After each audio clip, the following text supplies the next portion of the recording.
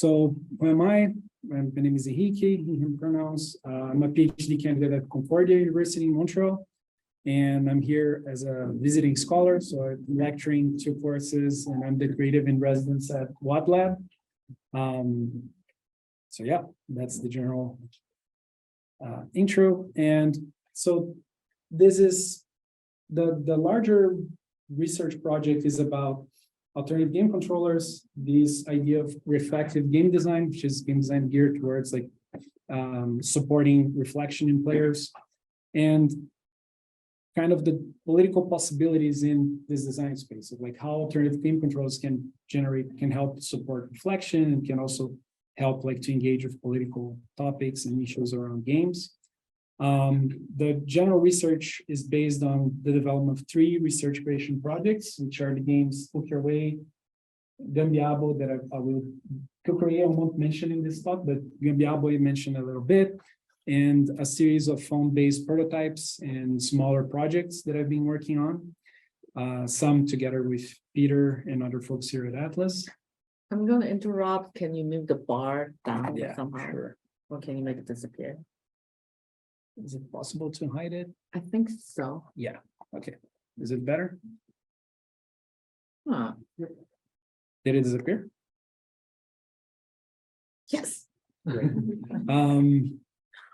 And also, so both like this combination of like research creation, but also. Can you close that? Okay. Because it showed up on one bar.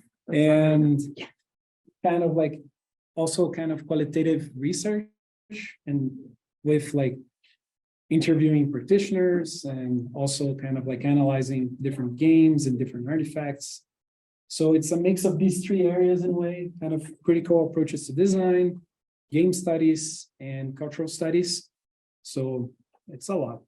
And it's being funded by the FRQSC in Quebec, which is the Fonds de Recherche Société Culture. So it's like one of the funding agencies there in Montreal. And so let's jump to the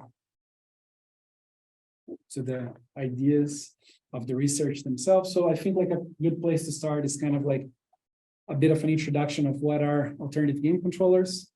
So some definitions of what alternative game controllers are. I wanted to mention 2 of them and kind of contrast with one that I've been using. So this one stems from the community of people who make alternative game controllers or experiment with that. So traditional controllers are keyboards, mouses, gamepads, touch screens, as well as Wiimotes, Kinects, PS Moves. In short, every controller built by video game manufacturers, those you can buy and those generally associated to the idea of video game. Alternative controllers are the other ones, every other ones, any other ones. It's from Shake That Button. And this is a very manifesto-like definition, right? Like it's about like almost like a call to action. Like let's, all these things, we don't want to make these things, let's go for something else. And other definitions that come from like more academic settings might sound like something like this. One could contend that the PS3, Xbox 360 style controllers and recent predecessors are standard.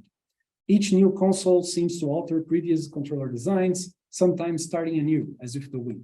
Still, a definition of standard schemes has emerged. Console games, directional pad, analog sticks, shoulder buttons, face buttons, PC games, keyboard and mouse. Thus, an alternative controller deviates from these common components and forms, tending to provide greater or different mapping fidelity. So this is from David Zeig-Schwartz's article. And both of these definitions are very, like, they kind of they don't really match with each other, right? In one of them, like the Wii mode kind of motion tracking kind of controllers would be an alternative controller game. It's something that is not a keyboard, not a mouse, not a gamepad. Even though the Wii mode is a gamepad, that's a gamepad that can detect movement. But if you turn it around, it's still a gamepad. And in the other one, no, this is made by a video game manufacturer. This is not an alternative controller. Right? And something like the Kinect, like in this, which is used for this game called Perfect Woman by Lea Schoenfelder and Peter Luke, which is about like gendered roles and social expectations around what women cannot do in society and so on. And this game would also not be an alternative controller game because it's still using like for one of them, it would be, for another one, it wouldn't be. And in a way, like I was, at some point in my research, I was also trying to like, okay, so how can I find a definition that is not about saying what they aren't and what they are? So I try to, okay, let's formulate and say like alternative game controllers are a mix of custom created devices and or reappropriations of conventional input and feedback devices for novel interactions. So this is a way of saying like, what are the things that people are doing, right? Like with these, in this kind of space. But in a way, I'm also unsatisfied with this definition. Like I haven't been using it that much lately. I feel it still covers things that people do that are alternative game controllers. So like this plunge game, which is like a button attached to a plunger and you're like quickly like going as fast as you can in order to unclog those. And this is being shown at a very important venue, which is Altctrl GDC, which is a showcase of alternative controller games that happens at the Game Developers Conference in San Francisco. It also kind of helps to think about a game like Kahoabe's Hitman, right? Like, which is this system that combines like the helmets, and when you manage to press the button in the other person's helmets, it takes a picture and kind of projects it on a very large screen, and you won. So it's kind of like it creates this very interesting movement and disputes. It kind of fits as well with things like Bon Prix, which is a game that came out in 2022, which was made in 2022. I think it doesn't exist anymore, but it's a shopping game where you have to buy as quickly and as much as you can by barcode scanning, just like in a self-service cashier, right? Or something like Pachinko, which is a mix of pachinko. So you drop like the metal balls and they fall on rails and pins. And these controls Street Fighter, which is running in this little screen. So the Street Fighter moves from being this like very like high skill reflex switch game to a game of chance and randomness and serendipity, right? By creating these different things. And alternative game controls are also about things like jams, game jams, where people get together to create games during a very small period of time, and also about this kind of like collecting and kind of archiving that is made collectively of what did people do before, right? Because these things, as we're going to be talking a bit more, it's hard to get to them, right? Like they are objects that don't circulate that much, right? Like they exist. So in a way, like I feel that these previous definitions of alternative game controllers, the idea of alternative there is just a not operator, right? It's something that you say, this is not that, which is usually applied only to the input device, right? Like the game controller is just an input device within a larger environment. And I feel that it's more interesting to think of alternative as multiple sites of difference, like multiple ways in which these artifacts are different, right? They're not just different input devices. So I've been moving more and more to this kind of model, like the idea that alternative game controllers, that we can think about them as input devices, as games themselves, because usually you can't separate the input device from the game experience that they were created for, right? And here there is also something about like how software and hardware are often separated, but in many Altctrl games, they are brought together again. And in a way, they are very much a kind of game design practice or a set of game design practices. There are things that are kind of alternative game controllers, but not really. Some people don't like the term at all. So there is a lot of different nuance in that. So I think in a way, I've been moving more and more to kind of using like Altctrls first as a shorthand, because that's quite a lot of alternative game controller. And also in order to use it as an adjective, something that you combine with something else to better like specify what it is that you're talking about. So in a way, like it becomes Altctrls as input, Altctrl input devices, Altctrl games, Altctrl practices. That helps to kind of unpack a bit what it is that we're discussing. And one of the big questions for me is like, okay, so alt is not anti, right? So like alternatives are not necessarily oppositional. They're not necessarily about changing the status quo. they're about other kinds of differences there. So there is an element there of like, even though in some definitions, like in the shake that button one, it's very like, oh, it's not about manufacturers at all. There is like maybe, oh, there is something about like a critique of the system in this. It is more positional than the other one, which is like, oh, it's just not keyboards, for instance. So it's interesting to look at these things, these artifacts, and interrogate a bit, like how do they articulate difference, right? How do they talk about this? And the way that I've been approaching this is through kind of like a cultural studies, informed by media studies as well. So I really like the concept of hegemony, especially as it's taken by Raymond Williams, Gramsci, and then Raymond Williams and so on. And kind of, which is this discussion about like how like dominant forms and hegemonic forms, they're not just coercion, they're not just enforced by coercion, they're very much about like a status, an order of things that is constantly recreated, that is constantly in tension, it's constantly changing, it requires effort in order to sustain, it's constantly incorporating new forms and kind of changing their meaning and kind of like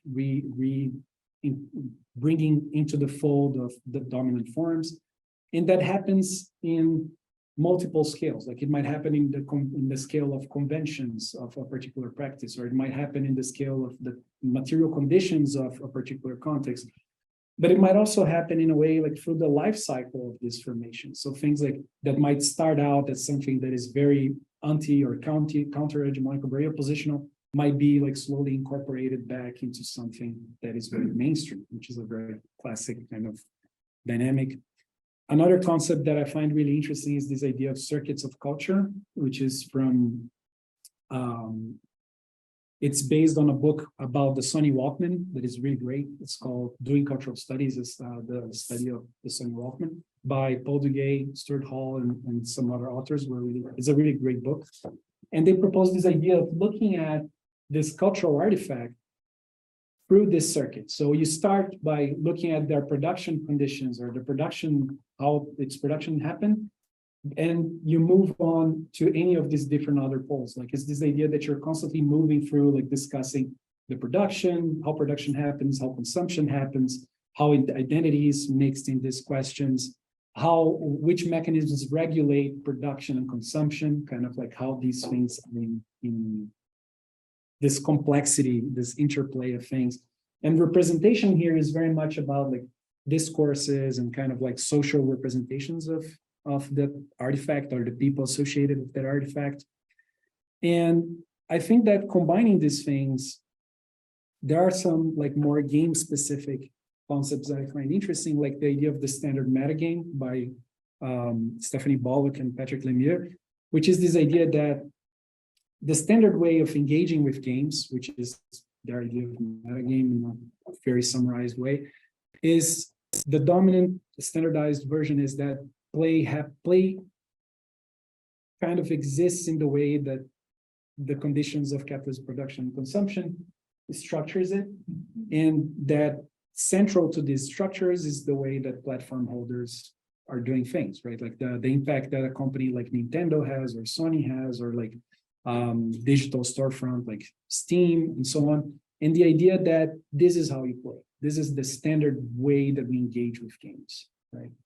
And I think that that's an interesting way of thinking about what is this hegemony of games. So what are the standard ways that we engage with them and how these are enmeshed with capitalism? And particularly in the idea, another concept that they bring, which is the idea of the video game commodity form. So that there is a particular way that video games get packaged as a product, they get seen as a service, they get produced to be that product, and they become that form. And all of that impacts, so this combination of looking at hegemony, looking at circuits of culture, looking at what is the standard way of engaging with games, looking at how games are packaged as a commodity, all of that helps us to kind of try to think about how they circulate them, like what forms they take. And this is kind of like a very kind of a diagram trying to bring all these things a bit more together.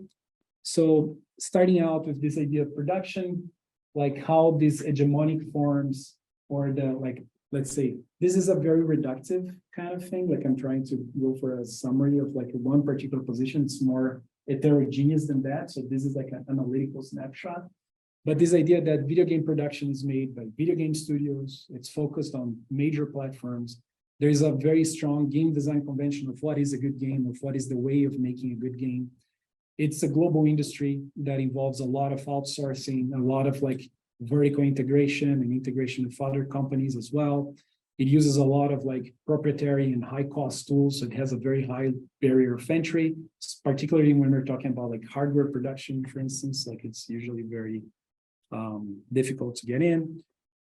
It's very focused on this idea like of slicing like different identity associated with identities, things like this divide between hardcore audiences and casual audiences, and kind of like these were very big keywords for a while. This idea that this hegemonic form centers the gamer identity, this idea of like a particular way of engaging with games, a particular kind of aesthetics, which is very gendered, which is very exclusionary in many ways. And also the counterpoint of everyone is a gamer. Games are like, which connects to the representation part on the top.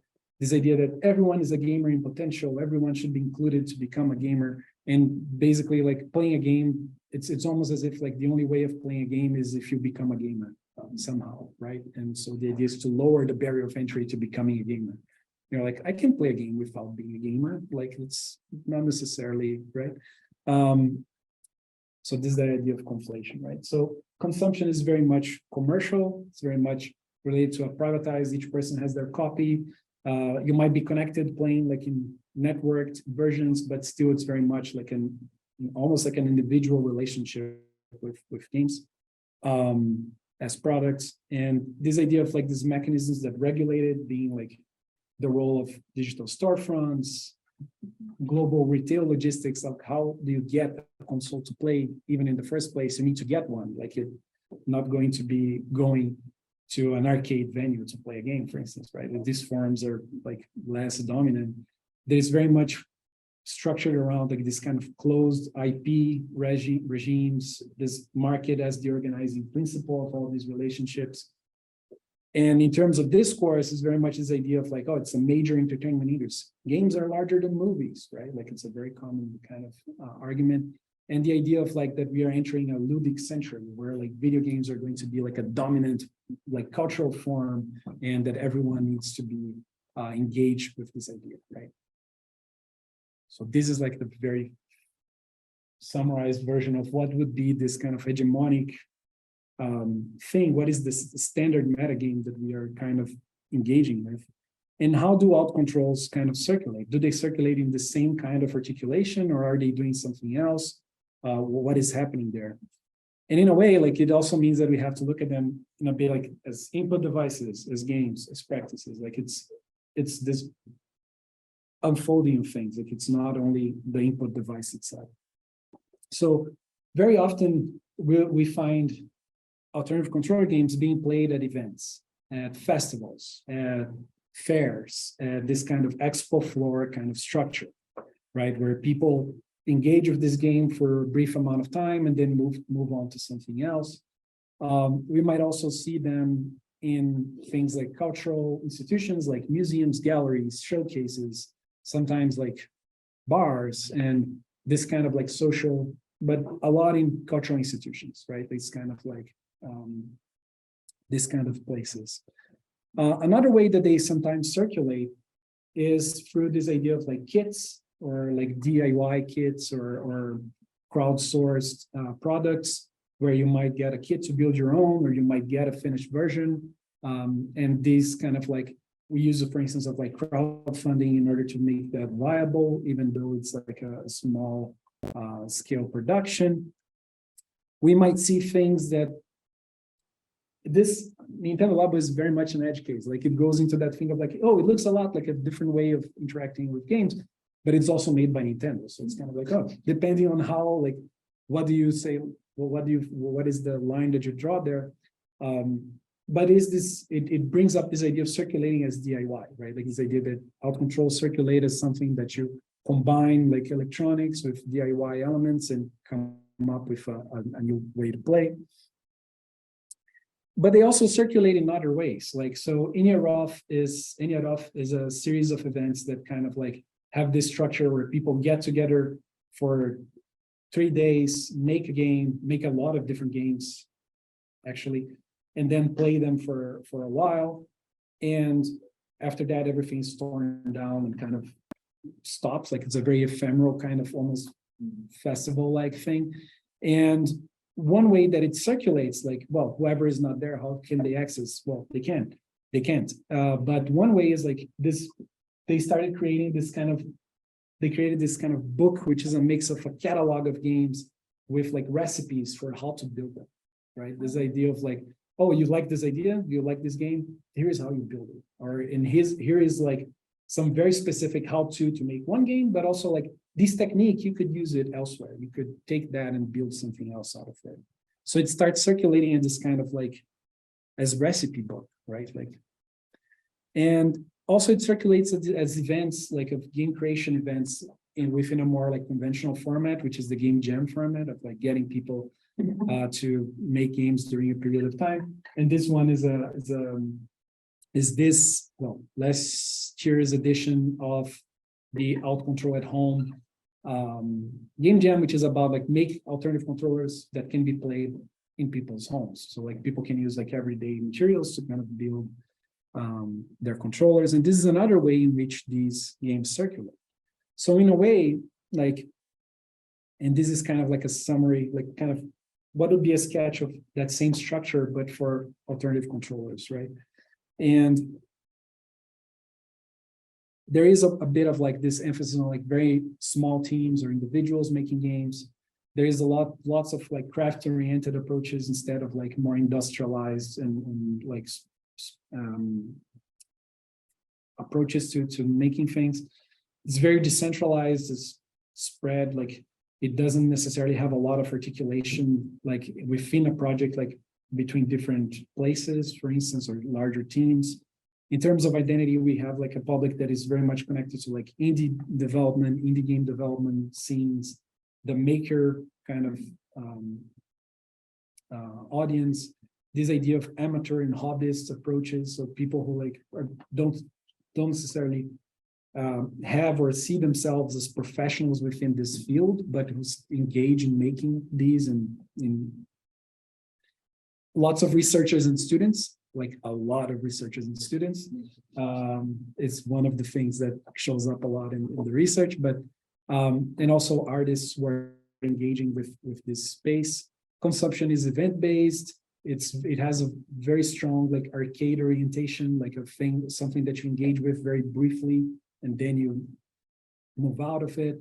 It's very public. It's very non-commercial. Like often it's not within like a commercial product setting. It's ephemeral. It happens within cultural institutions, and that has some implications on how these regulation kind of works. There's a big reliance on like cultural intermediaries, like curators, people who are making these connections between creators and showcases and so on, and kind of like who are doing this articulation. It depends a lot on like very personal institutional networks. So if someone is a researcher in a place, they might have connections with particular cultural institutions, or they might have connections with like particular events and spaces. So a lot of circulation kind of ends up depending on that, which is not that different from like art world and kind of like other kinds of circulation, right? And in terms of discourses and how they're framed and perceived, there is a lot of discussion of these games in the context of like art games or games and art kind of spaces. So museums and festivals that have this orientation, or like indie games in some cases, like in some of them, like there's a lot of overlap of who is making Altctrls and who is making independent game development, which is like a smaller scale, like commercial game development. Maker movement kind of initiatives in many ways. There's a lot of innovation discourse, like Altctrls are the new frontier of game design, for instance, and kind of like how that gets articulated. So this is kind of like a snapshot of what it is now. And the question that I've been engaging with lately is this: how do we approach or design like an alternative circulation for this, right? Like how much of this kind of still kind of even though it is organized differently than the hegemonic kind of circulation of games, is it still like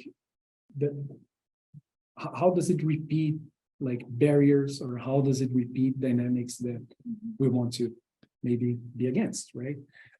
So what I've been interrogating is kind of like looking at these circuits and kind of thinking, okay, where can design intervention happen? Where can these be? Can we affect this, or how are some projects, or both in terms of like games, but also in terms of like practices that people have been doing, can kind of engage with that and propose different directions for this, kind of contrasting with these constellations of things, right? These circuits. And some of the approaches that I've been experimenting with lately and that I've been seeing in other people's works and I think are really engaging and interesting are these four. The first one is this idea of leveraging contingent resources. So the idea that you don't have like, let's say, our toolboxes are not endless, right? Like they're very constrained by where we are, who we are, and kind of the resources that we have available. So in a way, it's kind of like engaging with that and using that to our advantage. The matter of like how we balance reversible and irreversible transformations in a way, right? Which is also something that I think is really powerful. This idea of embracing fragility, or things that break down, brittleness, and so on, like kind of engaging with that. And this idea that of sharing things in multiple ways, in multiple venues.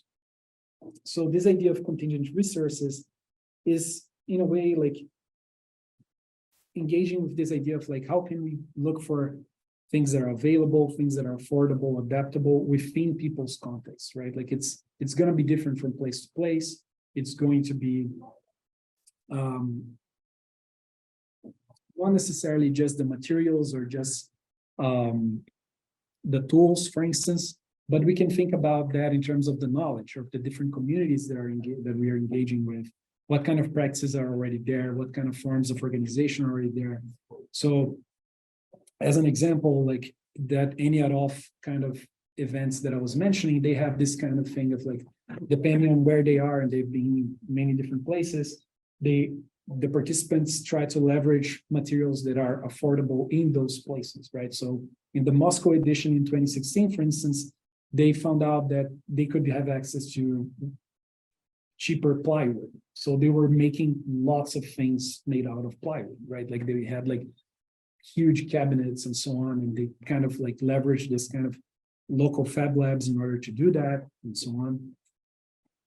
But in other cases, these might be other materials, right? Like it might be like, in the case of Brazil, like we had been experimenting, me and some friends, with like trying to make PlayStation 2 games, right? Because there are a ton of PS2s in Brazil. So it's just like, let's try to use that. It's our installed base. Like this is a resource that is available to us, like even though it's not produced there, right? Like even though it's something that is not like locally available, is not the same thing as being originary from somewhere, right? So it's kind of these things. And also like taking this idea as like invitations for very transformative things. So things like this project is one that I find really amazing, which is called Doom Piano. And it's a piano that can play Doom. So the shooter is there, like each group of white keys has a different action related to it, like the black keys shoot. And it's made by like connecting these wires and contacts to the hammers, right? Like the little pieces that make contact with the strings, right? And it's a really interesting project in terms of like taking an old piano and kind of transforming it in a way that, like in a way, it leverages the effect of having a piano in space that anyone can play, kind of has, right? Which is really amazing. I find that to be a really good use of like local materials, right? Of contingency. And this is an example for a project like Peter, Perry, and me made, which is this idea from the TinyCade and specifically the Volta, like this idea of combining the phone, which is something that is very ubiquitous, and available in many contexts, and kind of like combining it with other arrangements in order to create like an alternative way of playing. And this connects with, this is a segue with this idea of balancing reversible and irreversible, because this is something which is like, how do we approach the things that we are doing, right? So a lot of alternative control games often use an arrangement of tools, which is like, oh, I use a game engine, like Unity or Unreal even, or like some other game maker maybe. An Arduino connected to it, and then sensors connected to the Arduino, for instance. This is an arrangement that we see very often. And in many cases there, like you have like a sense of like, oh, okay, like you're soldering, creating like new electronics and structures and so on. And some of these, like the moment that you make them, you cannot unmake them, right? Like a lot of processes are like that. Like you build something and some things cannot go back, which is completely fine. It's just a matter of like, I think my point is like, it's interesting to be intentional about that, like about what will be transformed in a way that you cannot go back and what won't, right? And this has a lot to do with this idea of this flexibility between something that is a part of a whole and something that is a whole in itself, and kind of using that to our advantage. So something like a keyboard here, this is a game called Beak Beak, where you put on the beaks and you beak the keyboard, and it's a hacked keyboard, right? So it's a keyboard with keys taken out and painted over and so on. Like you're taking a keyboard and you're never going to use this keyboard for anything else, right? Like it's an irreversible change. But it has a great effect, right? But for instance, in this project, which is one of the Gambiabo controllers, like the idea is to keep it reversible, right? So you can take off the mouse and continue to use it later, and kind of like still use it in a new arrangement. So this is a game for Bitcoin about like, this is a game that already existed about like mining Bitcoins. And I made like a sieve controller so that people can mine. And this idea of like using like, again, like these approaches are all kind of combined, right? Like using affordable, adaptable materials, things that we can experiment and play with, and things that kind of fit other things, right? Like they engage. It's almost like as if the phone in this game, for instance, like these are like kind of, you fit the control, you fit the phone, and the camera of the phone shows the case in a different way, so that now you have this game where you're trying to get the ball to go in the hoop. But you do that through the video game, through the phone camera in order to see it. So you're kind of like trying to move it. I don't have the video here, but it's really interesting. And I like this idea of this reversibility. Like you take the phone off, and like you have to use the phone for work. You have to use the phone for some other reason, right? Like it's a tool, it's a very versatile tool. So the moment that you change it irreversibly, you might be losing access to all of that. And that really increases the risk of engaging with of making this kind of thing, right? If it's reversible, then suddenly, no, it's okay. I can play with it for a while and then turn it back into this other kind of tool. And even this idea of like, maybe some changes are very small, or things about like rearranging the way that we engage with something. So this is an alternative control game that's called Trackball Driver Installation Disk. And you're kind of like going through the installation process of a trackball driver. And you do that by putting a tennis ball, flipping your keyboard and moving around by pressing the keyboard on the tennis ball.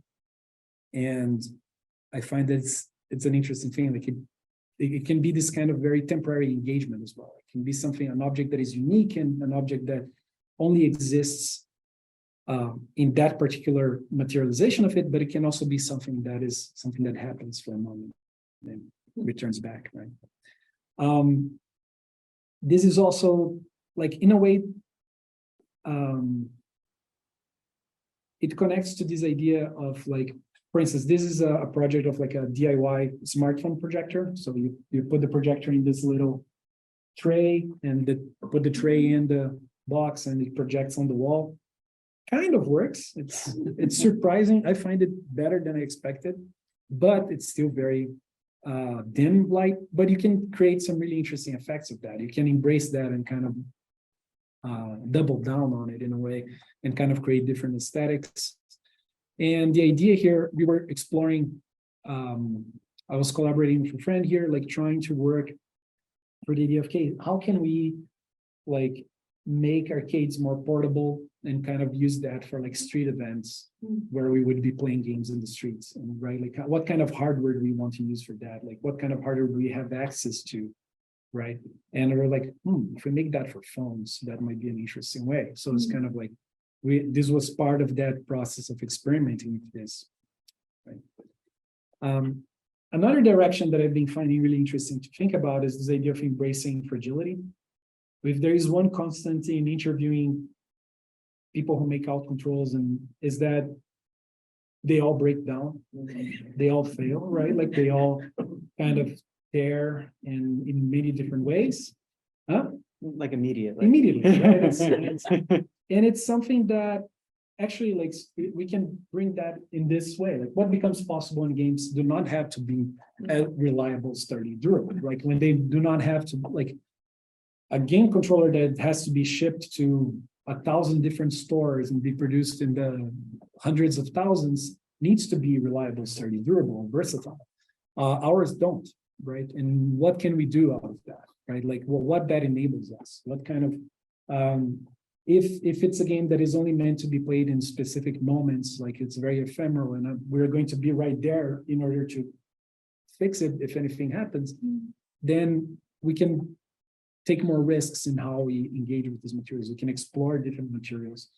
We can engage with this idea that different versions will be different games, right? Like, they don't necessarily need to be exactly the same.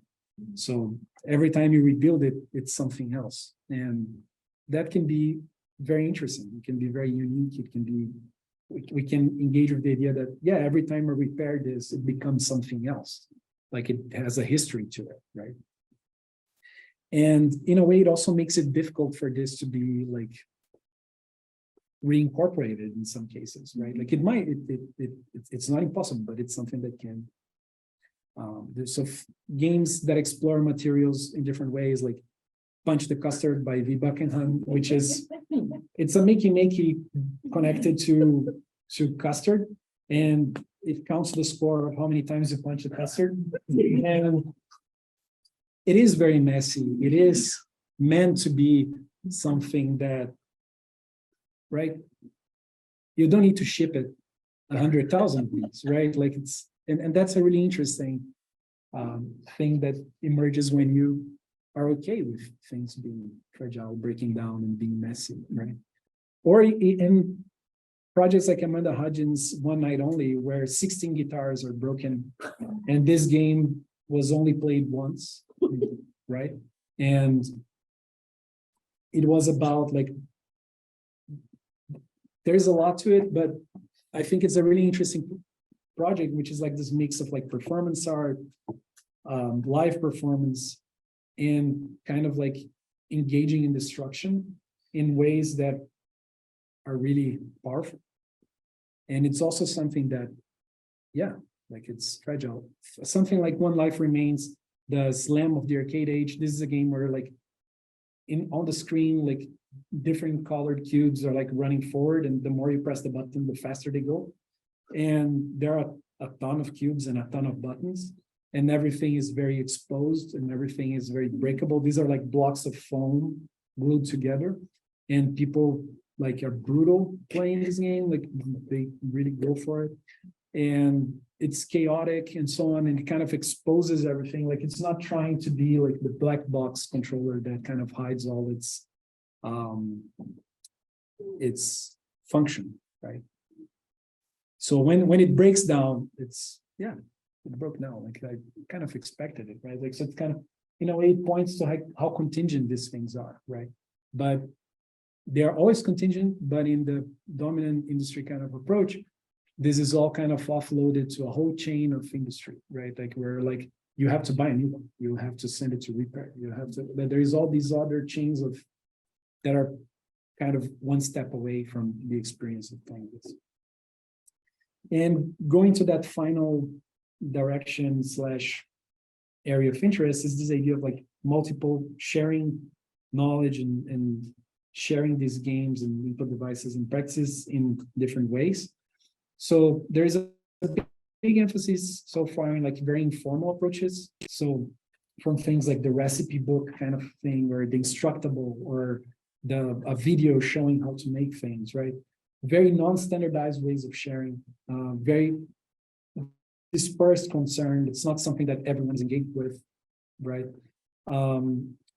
Which may be something to question. Like it could be interesting if we had some kinds of standards on how to share these things, and maybe like open source hardware could be like an interesting, like on the way that they approach some of the documentation things. But like it's a question, I think, for us to think about. This idea that a lot of sharing happens in like community-based kind of situations, so like in workshops and localized events. There is more and more like kind of like a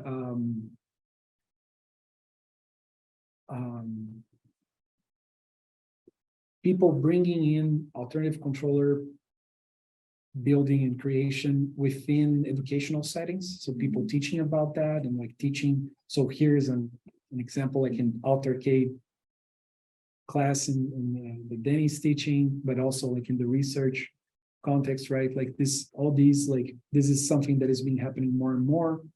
And that has happened throughout like the history of Altctrls, I would say. And that is also something that like, how does that change Altctrls? How does that both distributes the idea, but also kind of might like typify it or kind of like stabilize it somehow as well, right? So there is always this question of like how these things are in tension. And finally, this idea of like maybe an interesting thing to explore and that I've been trying to work on, I know Peter has been working on as well, is like this kind of trying to move more and more towards like a free and open source or like kind of accessible tools for game making, kind of connecting within this ecosystem, right? There's not like, it's not like Altctrls the only things that are engaging with that. Like game engines, there have been more and more, they're free and open source. There is like auxiliary tools that do that, like key converters and things like that. And this is all like kind of engaging with that context. And things like documentation efforts, like the Shake That Button website is a key element of this, like kind of like having some documentation of projects that happened like a while ago and that are not accessible anymore is really important. And it's kept like, it's something that also kind of ends up giving like kind of becomes a form of knowledge sharing, becomes a form of like figuring out new skills or like who are references and so on. Things like video recipes, like this is the video recipe on how to build the SLAM of the arcade age controller. The video has like 2 minutes. It's really cool. Like it's very, this is how you build it. It's really interesting. Not very didactic, but it's interesting. And it kind of like, there will be multiple ways of sharing things and multiple voices for that. But it's not necessarily always a didactic voice or always a like a very step-by-step kind of structure. And things like the TinyCade, right? Like how do you have like the plans and kind of like the instructables maybe for creating a base for other projects to build on, right? Which I think is also really interesting kind of project. Things like Tatiana Viola dos Santos and Olivia Druet's Attack of the Bric-a-Brac, which is this, it just came out and I haven't played it with it yet, but I really want to. And it kind of has this idea of like bringing the building into the play experience. So in order to play the game in that particular way, now you have to stop and build something and then you play again and then you build something else and then you kind of are constantly in that loop as well. So that in a way, like the practice and game aspects of Altctrls get more and more meshed together. so that by engaging in play, you're also kind of engaging in the practice. So it's an interesting kind of connection there. And that's it. That's a lot. So, thank you.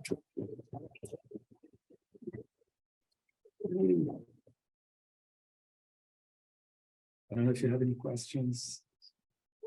Where do you see all controls coming in, say, for gamification of tasks like safety inspections or inventory or other data collection, or just things like, oh, I need to go for a walk like Pokemon Go, or I need to make this dish from this country and I have no idea what it's like. Do you see the all controls really coming in? Oh, I've got a spoon, or I've got a coffee cup, or Yeah. it seems like it's a software thing where you have to interpret these things to become controllers.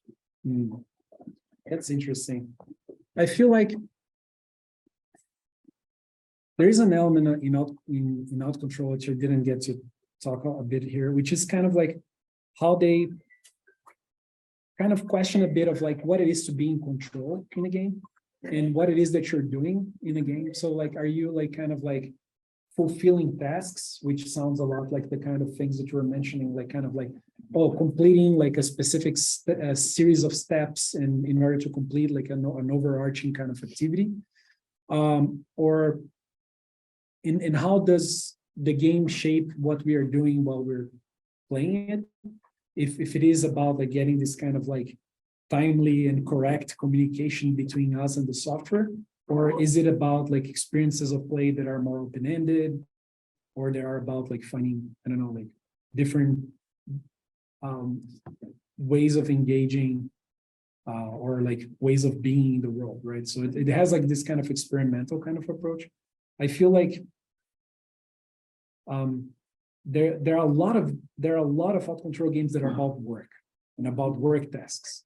So games where you're doing like everyday like work tasks, like even like there is one that I just saw called, I think, Office Job, that where you have like a giant mouse that you're clicking around like different forms and And things. then your picture, the previous picture. Oh, there is a picture there. Yes. Previous one, you have the office job on the corner. Oh yeah, that one. Yeah. Oh, so this one is like a giant mouse that you're clicking around and kind of like, and I think a lot of times they're used to comment on work because of the idea that a lot of tasks feel the same. They feel like, so in a way, I'm not sure like if I actually answered your question, but I feel like, Well, I think you're getting at the Yeah. idea that can you make it more interesting, or can you make it more accurate because it's now a game instead of just that kind of task, that kind of thing. But then you have to use alt control maybe to do that because you're not going to walk around with something that's like game or console or anything like that. You have to do it visually or audio or something like that. I have the impression from your child that alt control is more about the limited thing, or it's been like getting a real life test done. yeah. Well, yeah, there's a challenge with gamification, right? Sorry to jump in, but yeah, one of the challenges with gamification is that as soon as you make it about a specific outcome, you remove like the element of replay, whereas with alt control, some of the methodology like alt control practice is that you then allow a person to define the terms of the game and the interaction for themselves. So rather than the game and its controller being prescriptive to do something, the person could theoretically make an experience or a control interface for themselves that allows them to sort of engage in that space in their own way. So I think in some ways it kind of flips the gamification convention on its head. Instead of saying, we're going to make alternative controls for people to do this, it's sort of like saying, hey, you people that want to know how to do this, why don't you invent a way for you to explore and understand that task area of the world, which is like, I think why it comes out in work, right? As someone said, like, I need to talk about work in a way that's not work. I need to talk about work in a way that feels playful or personal. Coming up with something that almost is like an amalgamation of that and then control scheme itself can be really powerful. Yeah, certainly like a space for that.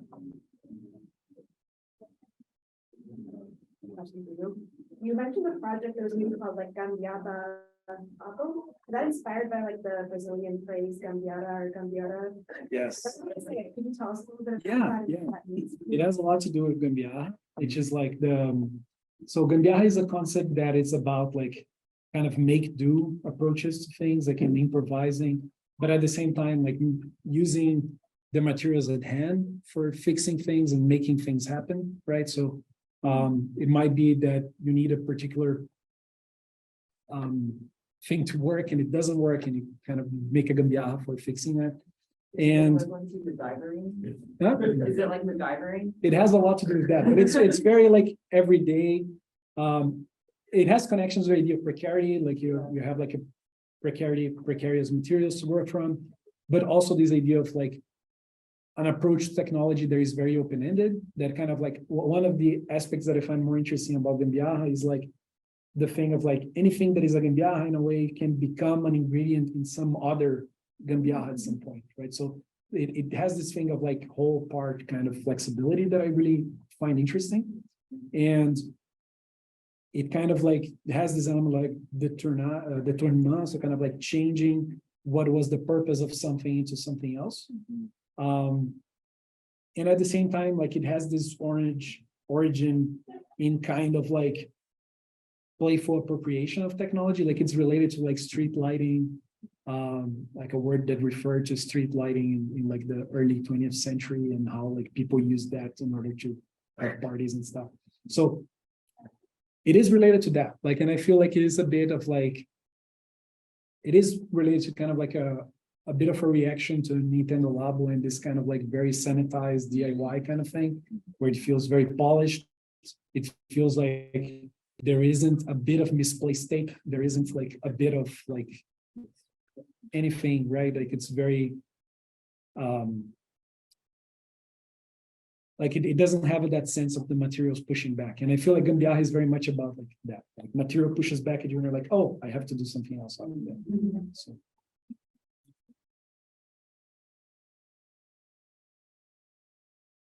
I was really interested when you brought up I guess like kind of your call for kind of alt control standards or some sort of like norm for how do we more easily communicate these projects. And what's interesting is that I'm curious how you would reconcile like standardizing something versus the idea of being alt. But is there a way to do alt standards of different kinds of industry standards? Yeah, that's a great question. I feel like one work that kind of really got my attention was, I can't remember their name now, but they were working on a standard for paint that are in pigment that would not be the like big chemical companies kind of standards. And the idea was like how to create a notation that is useful for people in different contexts to create like paint in different ways. And I feel like it has to do with how infrastructures are, how we approach them. So that idea of like infrastructure is like something that is centrally designed and so on, or as something that could happen at different scales. And I feel like lately I've been thinking more about this part of things. Like, so how could I try to come up with like notations or ways of describing projects in ways that other people could work from, but still try to make it open-ended? Slightly too productive, but maybe I see one possible like rule of thumb being there's infrastructure that constrains what can be done within the system, and then there's infrastructure that promotes expansion to that system. Yeah, I think probably like some kind of balance between those, like, because for instance, one thing that could be an interesting standard for Altctrls in a way is like the like tools for translating back to keyboard input, right? This is something that would be really interesting. Like it could be really interesting for like facilitating like adaptive technology, for facilitating like communication over networks, or for many different things. How to like solve different tables to each other. Yeah, like and I feel like some things are emerging out of that. So for instance, like the Xbox adaptive controller has like a kind of like a spec sheet to kind of like how to make things that are compatible with it. But in a way, like this is still, it's Microsoft defining that, right? So it's interesting to look at where could we find this kind of protocols, but yeah. Thank you.